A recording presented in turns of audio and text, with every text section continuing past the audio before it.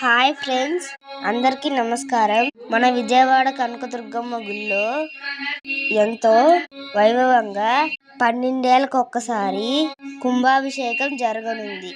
ఈ రోజే ఆ శుభ సమయం మొదలైంది. పండితుల వేద మంత్రాల నడుమ వివిధ నదీ మరియు సముద్ర జలాలతో కలశాలను నింపి ఊరేగింపుగా ఎంతో వైభవంగా ఊరేగిస్తున్నారు. ఈ రోజు నుంచి యాగశాలలో హోమాలు మొదలు పెట్టారు. ఈ పవిత్ర ఘట్టాన్ని తిలకించాలంటే మళ్ళీ 12 ఏళ్లు ఆగాల్సిందే.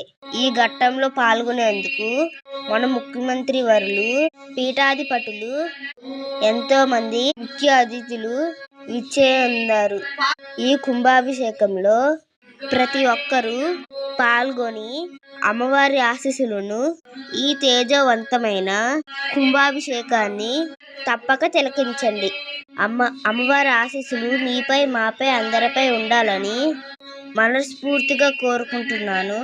Please like, share, subscribe.